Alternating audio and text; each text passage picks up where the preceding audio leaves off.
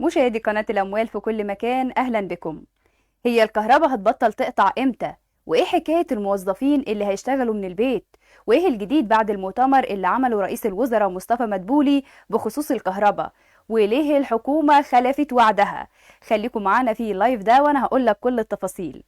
محدش ليه سيرة غير الاجتماع المهم جدا اللي عملته الحكومة مخصوص علشان قطع الكهرباء الكتير جدا الفترة اللي فاتت، واللي اتقال فيه 3 نقط مهمين جدا نركز مع بعض فيهم، وهو ده اللي هيحصل. أول نقطة تخص موظفين الموظفين كمان اللي عندهم إمكانية الشغل من البيت، يعني هيشتغلوا أونلاين. بالنسبة للناس دي الحكومة قررت انهم يشتغلوا يوم الحد كل اسبوع اساسي من البيت، وده علشان يتم تخفيف الأحمال الكهربائية بأكبر نسبة ممكنة، وده على مدار شهر أغسطس الحالي وتحديدا من يوم 6 أغسطس الجاي. طبعا الناس كلها بتسأل مين المسموح ليهم بالعمل من البيت يوم الحد. بص يا سيدي، حسب مصدر لجريدة الوطن، الموظفين اللي هيشتغلوا اونلاين هم موظفين 18 جهة، وعد معايا.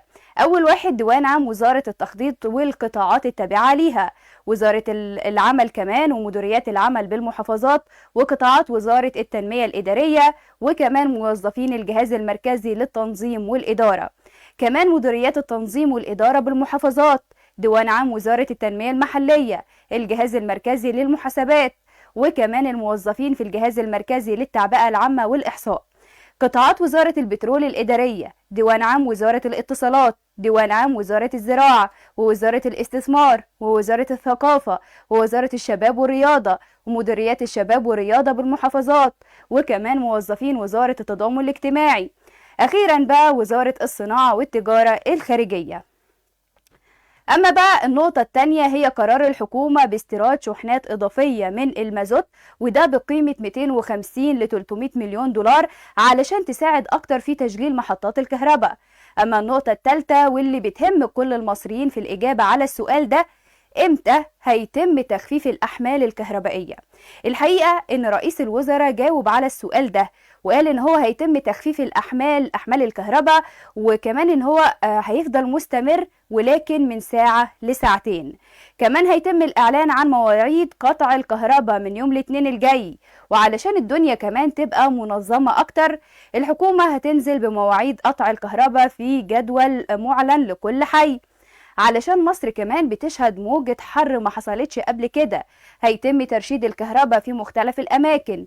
نتيجة لده هيتم تخفيف استهلاك الكهرباء في المصالح الحكومية، وكمان لعب المباريات هيبقى قبل المغرب علشان نضمن استهلاك أقل. بس خد بالك بقى، مش هيتم قطع النور في الشوارع العامة ولا الأماكن السياحية علشان بتدخل أرباح للبلد. قال كمان رئيس الوزراء إن مشكلة درجة الحرارة العالية دي مشكلة طبيعية والعالم كله بيواجهها، وإن ترشيد الكهرباء مهم جدا في الظروف دي اللي هي موجة الحر الشديدة اللي بتشهدها مصر. لكن أكد برضو إن في خطة مع وزارة البترول للتعامل مع أزمة الكهرباء وكمان ارتفاع درجة الحرارة، خاصة إن مصر استهلاكها وصل من الجاز والمازوت ل 146 متر مكعب يوميا خلال ال10 أيام اللي فاتوا.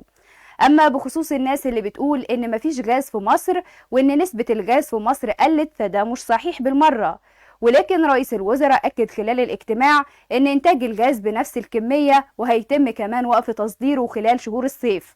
الفكرة إن استهلاك المصريين زاد للكهرباء بسبب موجة الحر، وحتى كمان النور اللي بيتم تشغيله في المحطات بقت محتاجة كمان كميات أكبر من الوقود علشان تشتغل بنفس الكفاءة. دي كانت كل التفاصيل.